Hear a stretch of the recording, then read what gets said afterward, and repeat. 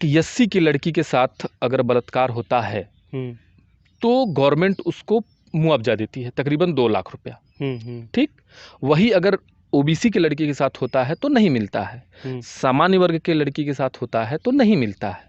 मुद्दा ये है तो बेटी होती है, हो रहा है, चाहे वो सीधी बात है 85% मामले फर्जी हैं। और फर्जी होने का कारण क्या है कि गवर्नमेंट उनको एक SC ST का मुकदमा अगर दायर हो जाता है तो हम आप तो अपने पैसे से मुकदमा लड़ते हैं, लेकिन गवर्नमेंट उनको पैसा देती है। योगी जी कहते हैं सबसे बेस्ट कानून व्यवस्था है पूरे। कोई कानून व्यवस्था नहीं है। नमस्कार, आप देख रहे हैं दिलंकादहन.com और मैं हूं आपके साथ आकाश सिंह। हमारी टीम इस समय जौनपुर में मौजूद है और हमारे साथ आज खास बातचीत करने के लिए जनसंता दल लोकतांत्रिक के जिला अध्यक्ष विराज ठाकुर जी हमारे साथ मौजूद हैं। विराज जी, बहुत बहुत स्वागत है आपका दिलंकादहन.com पर। आपसे पहला सवाल, आपके पार्टी की विचारधारा क्या है? देखिए, जब हमारी पार्टी बनी थी तो हमारी पार्टी के राष्ट्रीय अध्यक्ष माननीय रघुराज प्रताप सिंह राजा भैया जी ने मंच पे ही सारा मोटो क्लियर कर दिया था कि हम किस बेस पे पार्टी बना रहे हैं और पार्टी बनाने के लिए किन चीज़ों की आवश्यकता है। तो वो सारी चीज़ें हमने पहले क्लियर कर रखी थी, लेकिन आपके चैनल के माध्यम से मैं एक बार फिर से दोहराना चाहूँगा। देखिए, हमारी पार्टी की जो विचारधारा है ये समानता की विचारधारा है। समानता मतलब होता है जब हम देश आज़ाद हुआ था तो लोगों के मन में एक विचारधारा थी कि राजशाही सिस्टम है, फिर अंग्रेज़ों का देश ऑलरेडी गुलाम है और देश कई टुकड़ों में बटा हुआ है, कई फ़िरकों में बटा हुआ है। मुसलमान अलग राजनीति करना चाहता है, हिंदू अलग राजनीति करना चाहता है। तो क्यों ना एक ऐसे भारत का निर्माण किया जाए, एक अखंड भारत का निर्माण किया जाए, एक जिसका झंडा एक हो। पहले क्या होता था कि देश 565 रियासतों में बटा हुआ था, हर राजा के अपने अलग अलग नियम कानून होते थे, हर राजा का अपना एक अलग झंडा होता था, अपनी अपनी सरहद होती थी। तो इन सब चीज़ों को ख़त्म करने के लिए क्या है कि अब दो दो नाव से विदेशी आक्रमणकारी हमारे देशों पे आते थे और इतने बड़े भारत के भूभाग पे कब्जा कर लेते थे। तो कहीं ना कहीं ये आंतरिक जो हमारे देश का मामला था, छोटे छोटे सरहदों में देश बटा हुआ था तो लोग आपस में लड़ते थे, उनको मौका मिलता था। तो इन्हीं सब चीज़ों को देखते हुए कि भाई अखंड भारत का निर्माण हो, एक झंडा, एक संविधान के तले, एक नियम कानून जो सबको एक निगाह से देखे, सबको एक निगाह से देखे और एक सुंदर भारत बने, स्वच्छ भारत बने। लेकिन कहाँ है? हमने जिस भारत की परिकल्पना की, जिस भारत को हमने बनाया, अखंड भारत को हम लोग, हमारे पूर्वजों ने बनाया, देश आज़ाद हो गया। इसलिए आज़ाद हो गया, लोग क्षत्रियों ने अपना राजपाट त्याग दिया। उस वक्त 565 रियासतों में 565 रियासतें राजपूतों की थी। उन्होंने इस देश के लिए त्याग किया, उन्होंने राजपाट महल सब कुछ छोड़ दिया, अपना किला तक छोड़ दिया और हमारे पास जो खजाने थे इस देश के निर्माण में हमने उसको भी दे दिए। तो बदले में मिला क्या? हम तो सबको एक निगाह से देखना चाहते थे ताकि अमीर से लेके गरीब तक, सामान्य वर्ग से लेके SC कास्ट तक सबको एक निगाह से देखा जाए, सबको एक व्यवस्था मिले, सबके लिए एक नियम कानून बने। लेकिन कहाँ है आज? आपकी पार्टी कहीं ना कहीं सवर्णों की राजनीति करती है। नहीं, सवर्णों की नहीं, खैर लोग कहते हैं। अगर आरक्षण को आप मुद्दा बना रहे हैं तो सवर्णों के लिए काम कर रहे हैं आप? सवर्णों के लिए नहीं। देखिए, आरक्षण में से कहीं ना कहीं OBC भी परेशान है, कहीं ना कहीं SC भी परेशान है, कहीं ना कहीं हम भी परेशान हैं। ये जो नियम कानून बने हैं इससे हर वर्ग कहीं कुछ लाभ है तो कहीं ना कहीं उनका भी नुकसान है। लोगों का मानना है कि आपकी पार्टी केवल यहाँ पे बीजेपी को कमज़ोर करेगी और कुछ नहीं होने वाला है। नहीं, हम देखिए ना किसी को कमज़ोर करने की राजनीति कर रहे हैं, ना ही किसी को मजबूत करने की राजनीति कर रहे हैं। हमारे पार्टी की अपनी विचारधारा है, हम अपने विचारधारा की लड़ाई लड़ रहे हैं। हमारी विचारधारा के साथ जो भी दल हमारे साथ आएगा हम उसके साथ चुनाव लड़ेंगे, नहीं तो हम स्वतंत्र चुनाव लड़ने के लिए स्वतंत्र हैं। कैसे लाएगी आपकी पार्टी अखंडता और समरसता उत्तर प्रदेश में? देखिए, हमारी विचारधारा है, हम अपनी विचारधारा लोगों तक पहुंचा रहे हैं। देखिए भाई, हम समानता की बात करते हैं। समानता मतलब होता है कि क्षत्रिय, ब्राह्मण, OBC वर्ग से लेके SC तक सबको एक निगाह से, एक समान भाव से देखा जाए। किसी को एकाधिकार न मिले। एकाधिकार मतलब समझते हैं? किसी को विशेष अधिकार न मिले। जैसा कि मैं 2-3 एग्जाम्पल आपको देना चाहूँगा कि एक SC की लड़की के साथ अगर बलात्कार होता है तो गवर्नमेंट उसको मुआवजा देती है, तकरीबन 2 लाख रुपया। ठीक, वही अगर OBC की लड़की के साथ होता है तो नहीं मिलता है, सामान्य वर्ग के लड़की के साथ होता है तो नहीं मिलता है। मुद्दा ये है तो बेटी होती है, चाहे वो किसी घर की बेटी हो, वो देश की बेटी है, वो इस समाज की बेटी है, वो उस गांव की बेटी है। और सीधी सी बात है, जिसके भी घर के बच्ची के साथ बलात्कार होगा तो सीधी सी बात है उस गाँव के लोगों को, उनके रिश्तेदारों को, उनके घर वालों को पीड़ा होगी। तो आप बेटियों में क्यों भेदभाव कर रहे हैं? ठीक, पहला मुद्दा ये हो गया जी। दूसरा मुद्दा कि SC/ST एक्ट, हम्म, किन्हीं कारणों से हमारा आपका विवाद हो जाता है। हम्म, मैं एक संदेश देना चाहूँगा आपके चैनल के माध्यम से।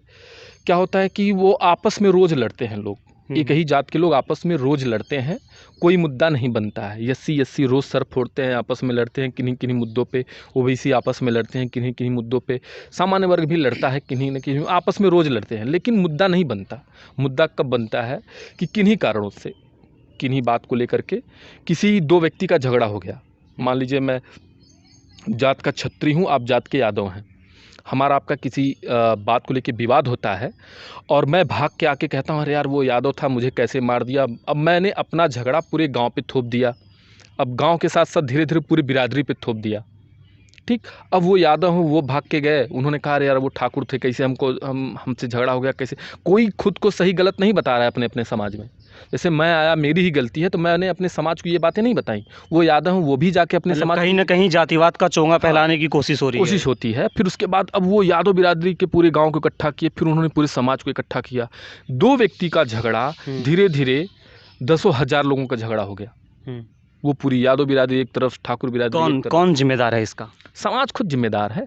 लोग अपनी गलती मानने को तैयार नहीं है, एक दूसरे पे थोपना। मैं आके अपनी गलती थोड़ी बताऊंगा अपने समाज को, मैं आके यही कहूंगा यार वो यादव था, कैसे झगड़ा कर लिया। मैं आके अगर बताता नहीं यार मेरी यादव बिरादरी। तो इसका SC/ST एक्ट से क्या लेना देना हो सकता है? SC/SC एक्ट से ये है कि देखिए उनको एकाधिकार मिला है। इस कानून का हाई कोर्ट ने भी कहा, सुप्रीम कोर्ट ने भी कहा, इस कानून का दुरुपयोग हो रहा है। सीधी बात है, 85% मामले फर्जी हैं। और फर्जी होने का कारण क्या है कि गवर्नमेंट उनको एक SC/ST का मुकदमा अगर दायर हो जाता है तो हम आप तो अपने पैसे से मुकदमा लड़ते हैं, लेकिन गवर्नमेंट उनको पैसा देती है। ठीक है, गवर्नमेंट उनको लड़ने के लिए 25,000 रुपये मुकदमा दायर होता है तो गवर्नमेंट उनको पैसा देती है। सीधी सी बात है, एक दलित लड़के की हत्या हो जाए तो गवर्नमेंट तकरीबन हमारे हिसाब से 8 लाख रुपया एक है मुआवजा राशि। मैं क्लियरली तो नहीं बोल सकता, लेकिन अनुमानित है कि तकरीबन 8 लाख रुपया मिलता है। अब हत्या सामान्य वर्ग के किसी बच्चे की हो गई, किसी व्यक्ति की हो गई, या OBC वर्ग के किसी व्यक्ति की हो गई, तो उनको वो मुआवजा नहीं मिलता है। तो ठीक है, वो विकास कैसे होगा? गवर्नमेंट तो उनको सारी चीज़ें फ्री में दे ही रही है ना। फ्री में उनका फीस तो माफ़ है, उनको शिक्षा फ्री में मिल रही है, उनको कोटे से राशन फ्री में मिल ही रहा है, वो सारी व्यवस्थाएं उनको। और हाईयर एजुकेशन में भी उनका कहीं फ़ीस नहीं लग रहा है, उनको स्कॉलरशिप से मिल रही हैं। लेकिन हम लोगों को तो पढ़ने के लिए बहुत सारी चीज़ें खुद से करनी पड़ती, मतलब टोटल चीज़ें ही खुद से करनी पड़ती हैं। स्कॉलरशिप मिला तो मिला, नहीं मिला कोई गारंटी नहीं है। लेकिन बेसिकली जो स्कॉलरशिप की जो श्रेणी है वो पहले SC को मिलती है, फिर OBC को, फिर लास्ट में बचा खुचा सरकार के पास बजट है तो सामान्य वर्ग को मिला, अदरवाइज़ नहीं मिला। तो हम इतनी पढ़ाई पढ़ने के बाद हम 90% मार्क्स पाते हैं, देन आफ्टर उनका 33% है, 40% है, 35% है। अब CPMT में इस बार SC सीटें मैक्सिमम खाली गई। इस बार CPMT में SC की सीटें मैक्सिमम खाली गई। -3, 4, 5 जो लोग जीरो पे भी नहीं है, क्योंकि CPMT में माइनस मार्किंग चलता है, जो माइनस में बच्चे हैं उस सीट को भरने के लिए माइनस के बच्चों को CPMT में एडमिशन मिला। अब वो कौन सी डॉक्टरी पढ़ेंगे, वो कौन सा इलाज, कैसा होगा देश का भविष्य अगर इस तरीके से सब कुछ चलता रहा तो? आरक्षण खत्म हो जाए, और जब हमने एक सुंदर भारत की परिकल्पना की है कि SC को हम, अच्छा SC चाहते हैं कि हमको बराबर सम्मान भी मिले और उनको अलग से अधिकार भी चाहिए होता है, तो OBC और सामान्य वर्ग को ये चीजें खटकती हैं। कहीं ना कहीं यही साबित करता है कि आप निचली जात से हैं, वो अगड़ी जात से हैं। अगर ये नियम कानूनी कायदा हटा दिया जाए तो सब बराबर है, सब बराबर रहेंगे। और फिर एक झंडा है, अपने देश का तिरंगा झंडा है, और फिर कोई फसाद भी नहीं होगा। एक तरफ आप कहते हो संविधान को हम माने, और दूसरी तरफ आपको एकाधिकार चाहिए, सारे अधिकार हमको ही मिल जाए, OBC सामान्य वर्ग को ना मिले। OBC चाहता है कि सारा अधिकार हमको मिल जाए, SC और सामान्य वर्ग को ना मिले। कहीं ना कहीं सामान्य वर्ग को भी लगता है सब मुझे मिल जाए, OBC और SC को ना मिले। तो भाई किसी को कुछ ना मिले। जिसके पास प्रतिभा होगी, जिसके पास टैलेंट होगा, जिसके पास व्यवस्थाएं होंगी, वो आगे आएगा। और भगवान ने किसी के साथ भेदभाव नहीं किया है, सबको दो आँख कान नाक दिया है, हाथ पैर दिया है। आज के टाइम पे गरीब वही है जो बचपन से विकलांग है, हम उसी को गरीब मानते हैं। अगर आप स्वस्थ हैं, आपकी शरीर स्वस्थ है, आपके पास अच्छा दिमाग है, आप हर तरीके से स्वस्थ, तो आपको आगे इतनी बड़ी दुनिया, आप मेहनत करिए, आगे जाइए, किसी ने रोका नहीं है आपको। निश्चित तौर पे आप किसी को भी आरक्षण की आवश्यकता नहीं है, सामान्य वर्ग को भी नहीं चाहिए। तो आपकी पार्टी कहीं ना कहीं इन मुद्दों पे खुल के बात करती रही है। हम कह सकते हैं कि हम पुरानी विचारधारा पर चल रहे हैं। हमको ना जात की राजनीति करनी है, ना पंथ की, ना मजहब की, ना हमको हिंदू मुस्लिम करना, हमको कुछ करना ही नहीं है भैया। देश का हर नागरिक हमारा है, हम उसको एक निगाह से देखना चाहते हैं, एक हिसाब से देखना चाहते हैं। जिसको भी समस्या होगी उसकी समस्या का हम समाधान करेंगे, किसी के साथ भेदभाव नहीं करेंगे। हम सब, हमारा जो तौर तरीका है, हमारी जो विचारधारा है कि भाई देश में समानता का बात हो, ना ऊंच हो, ना नीच हो, ना जाति हो, ना पंथ हो, ना मजहब हो। एक सुंदर भारत बने, स्वच्छ भारत बने, अखंड भारत बने, मजबूत भारत बने, ताकि हम अपनी एकता की मिसाल लोगों को बता सकें कि हम आज भी एक हैं और हम हर एशिया में सबसे मजबूत हैं। और नो डाउट जिस हिसाब से दिन प्रतिदिन अपना देश ग्रो कर रहा है कि आपसी जो अंदर की रणनीति है, अंदर की जो कूटनीति है, पार्टी के हिसाब से, जातिगत हिसाब से, धर्म के हिसाब से जो लोग बटे हुए हैं, अगर सोचिए, कल्पना करिए, जिस दिन ये लोग एक साथ खड़े हो जाएंगे तो हमसे मुकाबला कौन कर पाएगा। दुनिया का सबसे बड़ा व्यापार केंद्र, बोल सकते हैं कमर्शियल हब भारत है। पूरी दुनिया के लोग भारत में व्यापार करना चाहते हैं, बिकॉज ऑफ यहाँ की जनसंख्या अत्यधिक है और अधिक के साथ यहाँ तक की जो लिटरेसी रेट है वो धीरे धीरे अब अच्छी हो रही है, इम्प्रूव हो रही है। लोग पढ़े लिखे हो रहे हैं और जागरूक हो रहे हैं, लेकिन जागरूक होने के बाद भी एक पढ़ा लिखा जो तबका है वो जातिवादी मानसिकता से कहीं ना कहीं ग्रसित है। वो अपने जात में पढ़ा लिखा है तो अपने जात के जो पढ़े लिखे लोग नहीं हैं, जो गरीब लोग, वो बरगलाता है, वो सही दिशा नहीं देना चाहता। और ऐसे लोगों को पार्टी के बड़े बड़े जो दल हैं, भारतीय जनता पार्टी, सपा, बसपा, ऐसे लोगों को ये पार्टी वालों ने हायर करके रखा है। उन्हीं को पूरा मुखिया बना दिया, भैया हमारे गांव में फलाने हैं, वो नहीं सबसे ज़्यादा पढ़े लिखे, उन जो कहीं उन्हीं की बात मानो। अब उसने सही बताया, गांव के लोगों को गलत बताया, नहीं पता, लोग उसी की बात मानेंगे। हम आप उनको कितनी भी अच्छी राय देंगे वो नहीं मानेंगे। उनको लगता है कि हमारे जात के हैं तो हमको अच्छी बात ही बताएंगे। तो कहीं ना कहीं ये जातिवादी मानसिकता से वो आगे नहीं जा रहे हैं। वास्तव में उनके पीछे जाने का कारण, अगर आप बात करें उत्तर प्रदेश के जातीय समीकरण के बारे में, खासकर चुनाव के वक्त, तो कितना ये डेंजरस है हमारे प्रदेश के लिए। ये प्रदेश के लिए नहीं डेंजरस है, ये तो पूरे देश के लिए डेंजरस है। और खासकर ये जातिवादी मानसिकता से जब तक लोग उभर के नहीं आएंगे, ये जातिवादी मानसिकता धीरे धीरे उनके ही जात को ही खत्म कर रही है। वो पता ही इतने साल से आरक्षण लागू हो गया है, कंटिन्यू उनको सरकारी इतनी योजनाएं मिल रही हैं, फिर भी वो आज, पहले भी वहीं थे, आज भी वहीं हैं, कोई इम्प्रूवमेंट नहीं हुआ है। तो आप कैसे मानोगे कि लाइफ टाइम तक आरक्षण रहेगा तो इनके अंदर कोई इम्प्रूवमेंट है? बल्कि ये अपंग होते जा रहे हैं, इनके अंदर से काम करने की लालसा खत्म। इनको एक हो रहेगा घर बैठे तो हमको मिलेगा ही, नहीं मिलेगा तो हम रोड पे उतर के एक आंदोलन कर देंगे, 10-20 तो गाड़ियों में आग लगा देंगे, गवर्नमेंट झुक जाएगी हमारे सामने, फिर हमको मिलेगा ही। तो उनके अंदर जो, जैसे हमको आपको नहीं मिलता, हम आप दिन रात मेहनत करते हैं, फिर भी हमको कुछ नहीं मिलता, फिर भी हम लड़ाई करते हैं, फिर भी ज़्यादा ज़्यादा मार्क्स लेके आते हैं, ज़्यादा नौकरियों पे हमारा कब्जा होता है, ज़्यादा चीज़ों पे, ठीक है, क्योंकि हमको पता है कि हमको नहीं मिलेगा, इसलिए हम मेहनत करते हैं। कभी एक नंबर से पीछे, बिल्कुल, हमको पता है कि हमको नहीं मिलना है, इसलिए हम मेहनत करते हैं। उनको पता है कि हमको मिलना है, इसलिए वो मेहनत नहीं करना चाहते हैं। और जब वो मेहनत नहीं करेंगे तो आगे नहीं जाएंगे। तो कहीं ना कहीं ये आरक्षण, ये व्यवस्था उनको विकलांग बना रही है, अपंग बना रही है। तो और वो दारू पी के घर पे बैठे हैं, सो रहे हैं, किसी तरीके से बच्चों को फीस मिल रहा है, फिर भी उनके बच्चे बच्चों को फीस माफ़ है, सारी व्यवस्था उनको, फिर भी उनके बच्चे पढ़ने नहीं जा रहे हैं। बहुत कम उम्र में गुटखा खाना शुरू, दारू पीना शुरू, जुआ खेलना शुरू। तो कहीं ना कहीं इन सब चीज़ों में घिरे हुए हैं, क्योंकि उनको पता है व्यवस्था उनको मिल रही है, वो काम क्यों करें। निश्चित तौर पे आपकी पार्टी 2022 विधानसभा चुनाव में बिल्कुल हम लड़ेंगे। हमारी विचारधारा से जो भी पार्टी गठबंधन करती है तो हम देखेंगे। वो सिर्फ तो मान के चले कि आपकी पार्टी गठबंधन करेगी, अकेले चुनाव नहीं लड़ने के मूड में है। हमारी विचारधारा जो है, हम देश में समानता की बात करते हैं, हम देश की बात करते हैं, राष्ट्रवाद की बात करते हैं। और राष्ट्रवाद तभी संभव है जब देश का हर वर्ग आपके साथ खड़ा हो, हिंदू खड़ा हो, मुस्लिम खड़ा हो, दलित खड़ा हो, ओबीसी वर्ग खड़ा हो, सामान्य वर्ग खड़ा हो, तब एक अच्छा भारत बनेगा, नेक भारत बनेगा। हमने यहाँ किसी की बुराई नहीं करी है, हमने बताया कि कहीं ना कहीं ठीक है, कहीं आपको आरक्षण से लाभ है तो कहीं इसका नुकसान भी है, कहीं इसका नुकसान भी है। तो और इससे भेदभाव भी है। अगर आज SC/ST का मुद्दा थोड़ा सा हटने का प्रयास हुआ, फिर बाद में लागू हुआ, लोगों ने देश जलाने का प्रयास किया, दलितों ने, फिर जब उसके बाद जब नहीं लागू हुआ तो फिर सामान्य वर्ग ने रोड पे उतर के देश जलाने का प्रयास किया। तो नुकसान क्या है? उनको लगता है कि मेरा अधिकार है। ऐसी कोई व्यवस्था ही ना हो जिसमें विवाद उत्पन्न हो, ऐसी व्यवस्था को ख़त्म कर दीजिए। जब ये जड़ से ख़त्म हो जाएगा तो ये विवाद भी जड़ से ख़त्म हो जाएगा। और निश्चित रूप से जब विवाद ख़त्म हो जाएगा तो कोई भेदभाव नहीं रह जाएगा, समान रूप से। 2022 के विधानसभा चुनाव में क्या आपकी पार्टी युवाओं को मौका देगी? क्या हर विधानसभा से आपका एक उम्मीदवार दावेदारी पेश करेगा और मजबूती के साथ चुनाव लड़ेगा? बिल्कुल दावेदारी पेश कर रहा है। लोग जगह जगह पे बैनर पोस्टर होर्डिंग लगाए हुए हैं। लोग क्षेत्र में मेहनत भी कर रहे हैं, चूँकि पार्टी नई है।